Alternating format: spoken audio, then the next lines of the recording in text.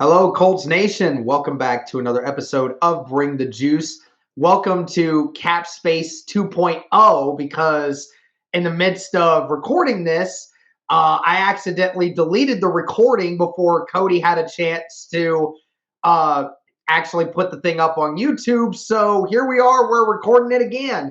So today Yes. we're going to basically re-talk about the cap situation for the Colts and a couple moves that we can make that we believe that the Colts can make to basically free up a little bit of space for this upcoming free agency period. Now, I want to preface off the top of this that again, this isn't every move that we can make, but we're just talking about a few in general.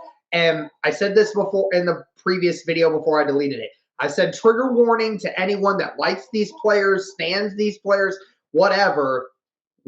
We like all these players as well, but at the same time, we're trying to think of options here for the Colts to make some headway. So again, let's go into this, Cody. And I think the first thing they have to mention is Carson Wentz's contract. We mentioned he's going to get paid about $22 million in base salary, $6 million from roster bonus. So that's a $28 million cash cap hit this year. I think that's a number that, based off of his play towards the end of the year and trying to find weapons for him, I think it's important that the Colts find a way to help rework that contract a little bit to allow them some more wiggle room. Yeah, I agree. We talked about this. And, Carson Wentz right now is being paid as the ninth highest quarterback in the league, at least as much as the Colts are paying him right now per year, right, with all those things included. So, yeah, let's be honest, there are better quarterbacks than him that are getting paid less than him. I mean, let's be real. Like Carson Wentz, I think in the first half of the season, he was playing like maybe a fringe top 10 quarterback. And then at the end of the season, it kind of leveled off to maybe 15 to 20 even, based off of how poor he was playing at the end of the year. So, yeah, I think you got to cut that. You're talking about wanting to go all in terms of, just getting to Carson Wentz some weapons and trying to get some other guys, around him, because as much as fault as Carson Wentz deserves, he also didn't have a whole lot to work with in terms of talent at wide receiver and also at tight end, which I know we'll talk about here in a minute.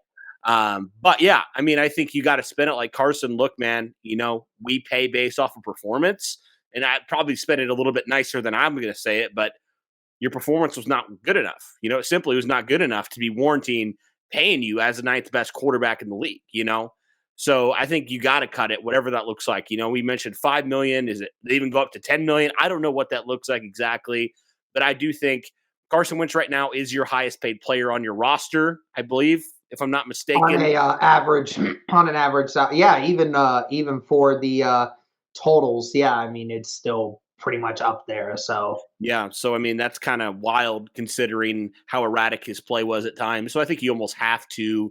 I think out of all the guys that we're going to look at, this is the one that's the most obvious. You have to make a cut here, some way, somehow, on Carson Wentz's contract, in order to give yourself, some more opportunities to get some more weapons for Carson, to add some more talent to your roster moving forward. So, yeah, I think for me, it's pretty obvious you need to do something with this contract because it's a decently sized contract. And you don't want to be tied to that, for another year. If indeed you do decide to keep Carson, which ultimately I think, unless the Colts go swinging for the fences and go for a Aaron Rodgers or a Russell Wilson, I think they're probably going to stick with Carson for at least one more year. And also, Derek, I look at it kind of like this. You can get a little bit of a better gauge on who Carson is if you give him a few more, talented weapons, right? Because we've talked about it before. Won't get it too much into it, but you look at some of those top teams in the NFL right now, they have some weapons for their quarterbacks. Obviously, their quarterbacks, really, really good players, some of the top players of their positions, but also they gave them the weapons that they needed, and let's be honest, the Colts didn't give Carson Wentz the proper weapons outside of Michael Pittman last year to really, maybe give a completely fair and accurate portrayal of who Carson Wentz is as a quarterback. So I think if they do that, they give him a year, and I kind of look at it like this, Derek. If Carson Wentz doesn't work out, you decide to move on from him after this next year.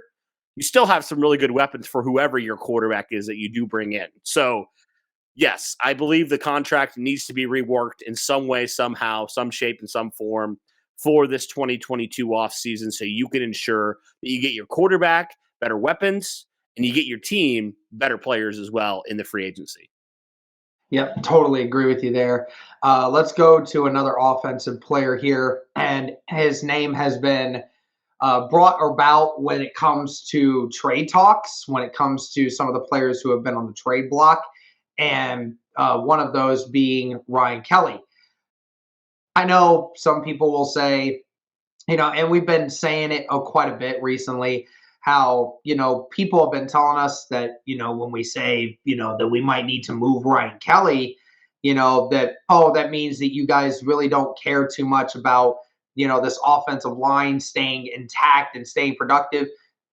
Look, we want this offensive line to stay productive and stay intact. But at the end of the day, you're going to pay Quentin Nelson damn near $20 million a year over the next few years either after this year or 2 years following. So you're going to pay him a lot of money. You're going to be in the midst of paying Braden Smith $18 million a year. You're already paying Ryan Kelly about 10 to 12 million a year as it stands. You're going to have to still get a left tackle. Who knows how much that's going to cost. And, whether they draft one in the second round, that's going to cost you a couple million out the bank. And, and then on top of it, they got to figure out the right guard position. Are they going to sign Glowinski or are they going to sign Reed to a couple $1 million? What's going to happen? So, there's a lot of money being tied into this offensive line. And look, at the end of the day, where does that extra few million better serve you? And it just better serves you getting you some offensive weapons or helping you with defensive linemen, bringing them over here. And again, because of the fact that you and I know how good Danny Pinter has been in replacing Ryan Kelly in the times that he's been absent, it just seems like it would be a smart move to be able to get a draft pick, to save a few million, and then be able to still have Danny Pinter doing that. And then you could get depth behind him if you felt that was necessary, which they should. And you said it multiple times over the last few weeks. We just don't think that there is a ginormous drop off in the level of talent that Pinter's playing with right now versus Ryan Kelly. Like, we obviously know Ryan Kelly's the better center, but to be worth that $12 million a year being paid, and versus a guy that you're paying at the moment in time that you're paying like $2-3 million. It's a whole different ball game. Is Ryan Kelly playing 10 times better than Danny Pinter? No, he's not. So, it's kind of a situation where, X's and O's, like, does it make sense to try and get a draft pick and save a few million to be able to address other positions when you have a guy in the weights that can fill that position? Yeah, you mentioned there's really not a huge drop off from Pinter to Kelly. Obviously, there was a drop off, like there's always going to be from a Pro Bowl center to whoever the next guy is. But I think something that it showed you here, Derek, is you have some serious depth in that interior of your offensive line right now, right? You have some serious depth.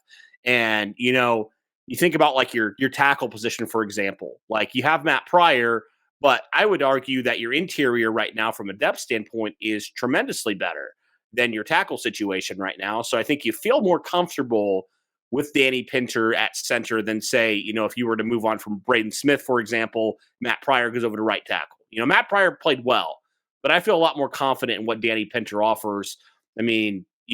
Basically considering that it's still relatively a new position to him, I feel like he played really, really well given the situation. Like, we all knew a couple of years ago when Ryan Kelly went down, we knew that Ryan Kelly was out, and we knew we needed him back ASAP. But the good thing is with Danny Pinter, he's cheaper. He's one of your guys like you actually drafted, right? Because remember, Ryan Kelly was not a guy the Colts drafted. He was drafted by the previous regime, and you already are tied up. You mentioned you're already tied up to Braden Smith, right? You're already tied up to Kelly. You're going to be tied up to Quentin Nelson. Like, people want to trade Quentin Nelson. I think that's the dumbest thing I've ever heard. That's another conversation, another argument for another time. But I think that the truth is you're paying a lot of money. You're probably one of, if not the team that's spending the most amount of cap space on strictly your offensive line. So for me, it makes a lot of sense to trade away Kelly. He's the oldest one of this group. He's not one of your guys. He's still a really good player. So you think he's probably going to give you some decent draft capital. I honestly think he could give you some decent draft capital because centers are hard to come by. Really good NFL centers are hard to come by. And, you mentioned it already, you get a good draft pick, you save some cap space.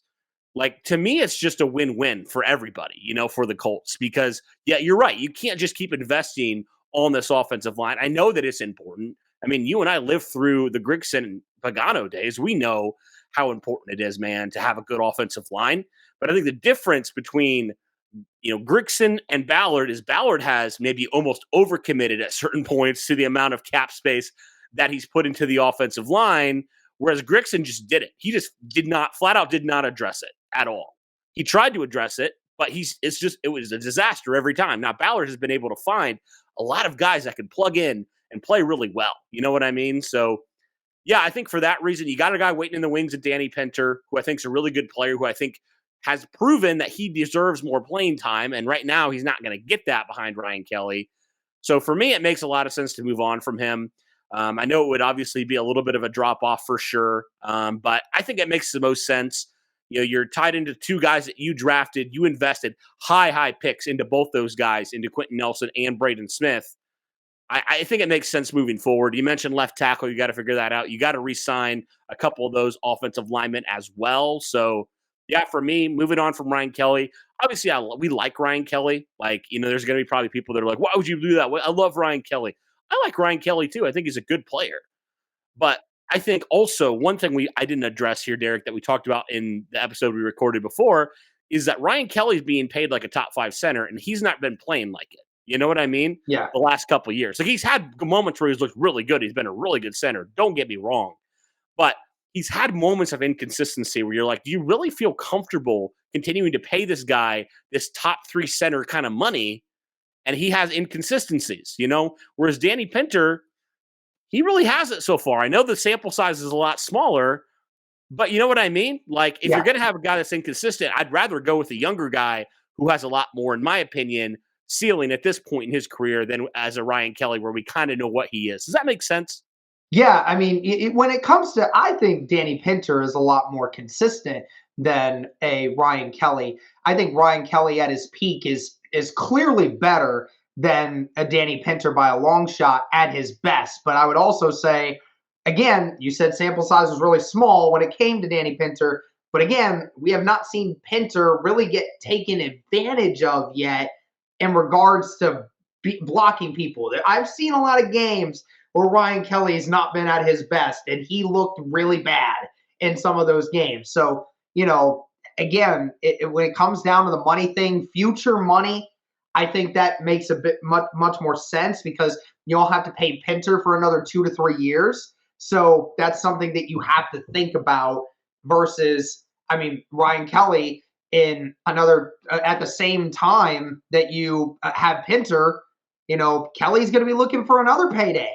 Kelly, at the same year that Pinter's going to want to get paid, Kelly's going to want to get paid again too. So, it's going to be a situation where, you look towards the future.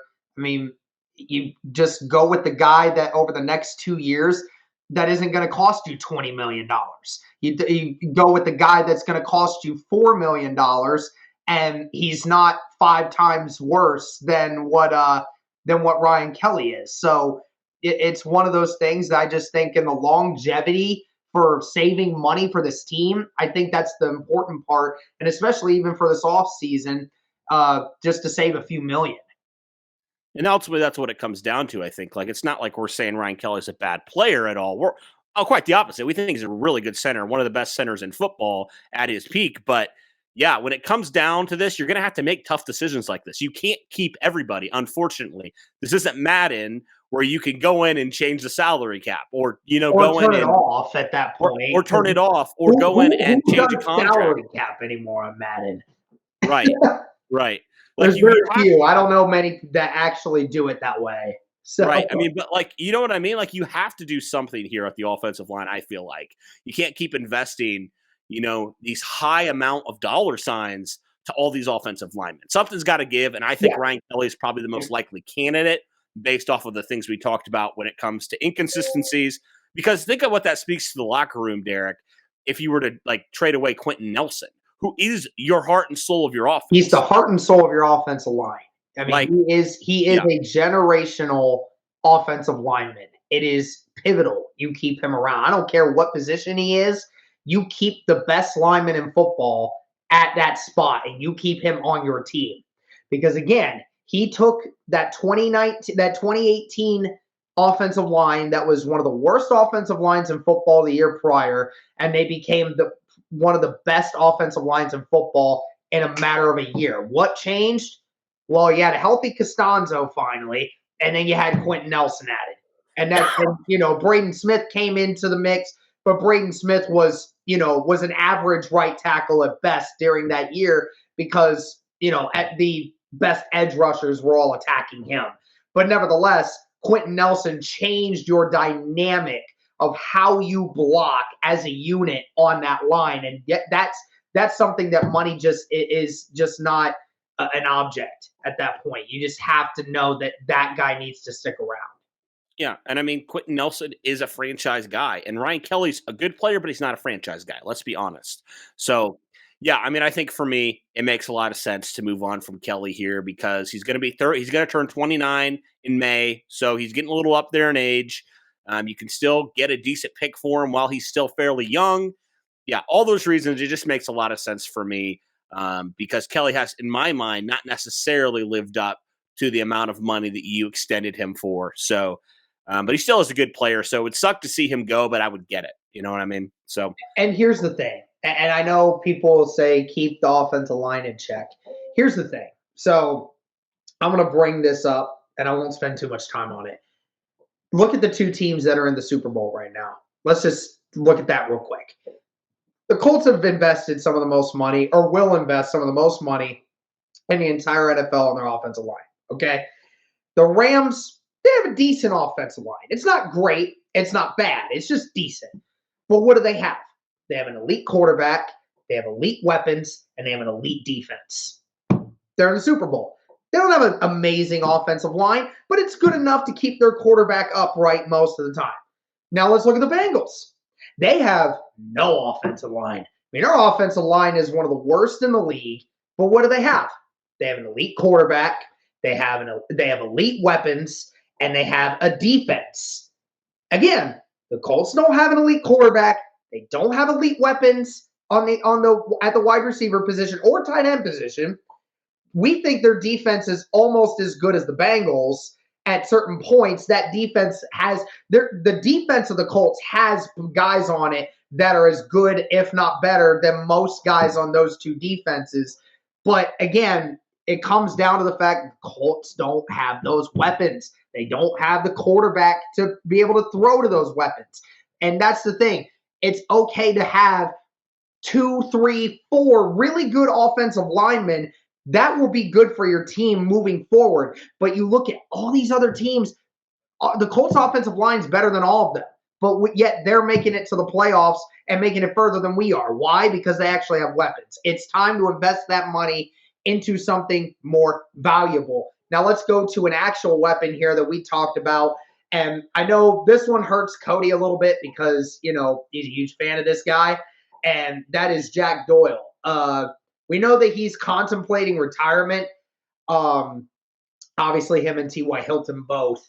I think you and I were under the assumption, or what we think should happen is, that the Colts might have to objectively cut Jack Doyle from the roster this offseason because, he's getting paid almost $6.5 million this year to, be on this roster. And, for the production you're getting, it's just really not worth $6.5 million to deal with. I mean, when it comes to, he's not much of a pass catcher anymore. He's 32 years old. It's just one of those things where you and I talked about it yesterday that, having a good tight end on the roster is so important in today's NFL. And right now, we don't really have that specific receiving tight end that can do that. So you have to, find ways to be able to find somebody like that. And what better way to save $5 million and go invest it in somewhere else? I mean, as much as we love Jack Doyle, I just don't know if he's worth the asking price right now. He's not. I'm gonna be honest, he's not. I like Jack Doyle, but I could easily re-sign Wally Cox for less than half of that, and he's as good of, if not a better, run blocker. And I think he has more upside at this point in his career as a receiver. I know he's a little bit inconsistent and stuff like that, but he's a bigger, more athletic guy, and he's also a really good run blocker. So you can't just keep having all these run blocking tight ends. Something's got to give. The Colts need to do something at tight end. I think this offseason, there's a couple guys on the market that you're like, okay, if the Colts were to invest some money into these guys, that could really help out this offense moving down the line. And you could find your future tight end in free agency. So yeah, I think it makes sense to move on from Jack Doyle if he doesn't hang it up. Now, he still might hang it up. We haven't really heard anything on that front. But if he doesn't, I think the Colts honestly have to move on. I think they do at this point because you can only have so many tight ends that can't catch the football or can't get open or can't create separation on your roster. Like Jack Doyle is a good player to have. But let's be honest, he's not scaring anybody at night. None of these tight ends are right now. So you got to figure something out at tight end. You got to do something to get some legit weapons for Carson Wentz moving forward. I mean, you look at when Carson Wentz had some of his best years in Philly, he had an elite tight end that he was throwing the football to, right? And he had multiple good tight ends that could get open, in that Super Bowl run. When Carson Wentz was looking like an MVP, he had those weapons that he could really, throw the football to. So, yeah, I mean, I think for me, it's hard because I love Jack Doyle. I think he's one of the most underrated Colts in the last 5 to 10 years that nobody really talks about, but he's always just been so consistent. And that's kind of been his calling card. But he hasn't even really done a whole lot in the receiving game. So what are you kind of paying him for beyond just being a leader in that locker room? You know what I mean? So, and, if he can't perform, then, what's the point in keeping him around at this point, And it may solve itself. It may work itself out. He may retire. But, yeah, I think the Colts need to go all in for a tight end. And this could help partially get that guy, if you were able to save a couple million by outright just releasing Jack Doyle. That could really help, bring another guy in, get a little bit of money towards that and really start fixing and stop Band-Aiding the tight end position as well. Yeah, absolutely. All right, we'll go to the last guy here. Like I said, this isn't all of the moves that we can make, but this is just for this video. It's DeForest Buckner's contract. This season, it may be a little difficult to maybe cut back on a few million on this one. Again, his roster bonuses and what he's getting is definitely a good incentive for him. So maybe he's not as he wouldn't be as stingy when it comes to the millions, especially since the next 2 years he's going to be getting 39 million over the next, or basically 40 million over the next 2 years. So maybe, and especially for the guaranteed, I don't remember how much guaranteed money he was getting off the top of my head. I think it was like 60 million. So, again, he hasn't even quite made it to that level yet. He would after next year's contract is up. But, again, he's one of those players that you and I talked about it yesterday, thought that, getting a few million from his base salary this year and then still staying at the level that it was at for next year with the amount that you're paying him, you feel that it could help with, keeping a few guys around. You think that DeForest Buckner being a leader and a man of integrity the way he is, I think it'd be a little easier to be able to make something like that happen. But yeah, I mean, he's another one of those guys that you wonder if the Colts might move some things around a little bit in order to be able to get some of that money for this year. Yeah, for sure. You also look at a guy like Grover Stewart, who I wanted to mention as well, because he's also getting paid a lot of money for, being a one tech. Now, there's nothing wrong with that necessarily, but I kind of look at the one tech position, Derek, and I'm like, they're kind of a dime a dozen a little bit. Like, you brought in a guy from like Taylor Stallworth, who, in my opinion, he offers a little bit more in the pass rush, and he's getting paid significantly less than Grover Stewart. And so you're paying that defensive interior a lot of money as well, which isn't necessarily a bad thing because it is a strength as defense. But also, like, I think you can spin it kind of like how you did with Carson Wentz a little bit, being like, look, guys, we respect you as players. We think you're really good players, but we need to go out and get you some help at defensive end, right? We need to help. We need to go get some of these guys that can make your jobs a heck of a lot easier on the interior. And I think those guys are both seem like very high character guys. So it would make sense to me that those guys would understand that. But yeah, I mean, I think it makes a whole lot of sense to potentially cut into that a little bit and just help out this team, when it comes to really getting some of that top end talent. You know what I mean? And these guys are great locker room guys. So I think it would, like you said, it would make it a little bit easier to convince them to potentially think about doing that.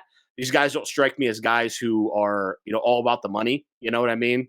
Like, obviously you want to respect them and pay them with what they deserve, but also, like, man, you got to figure something out. Similar to offensive line, like something's got to give somewhere. So yeah, I don't know. Yeah, and you're trying to balance this roster more. You're trying to add more great talent. And I mean, me specifically, if I was in that position and I knew that giving up a few million of mine to ensure that we were going to get a top tier player at a particular position that's going to help me personally, I'd be okay with it because I know what I'm getting. And obviously, Grove got a good payday. Buckner obviously is getting a big payday. So, of course, these guys with their big paydays are a little bit easier to persuade versus somebody else that's not. And, we talked about potentially putting Darius Leonard in this video as well. But, he just signed the contract this last offseason right at the beginning, and, of course, forcing 14 turnovers in a season. We felt that it's a little early to kind of be dipping into his contract right away. Maybe in a year from now, if they still needed some to go for a bigger name, we'll see. But right now, you and I kind of thought that we were no-go on trying to get into Darius's contract at the moment. Yeah, if there's anybody that deserves a contract like that, it's Darius Leonard. For all that he's done, all the turnovers that this dude has forced, he deserves it. He deserves every penny of that contract, and I think that would be disrespectful, honestly, to ask Darius Leonard to do that because he has gone out there and he has proven it consistently. Not saying these other guys haven't, but Darius Leonard's doing historic things. You know what I mean? And so he deserves that money, in my opinion.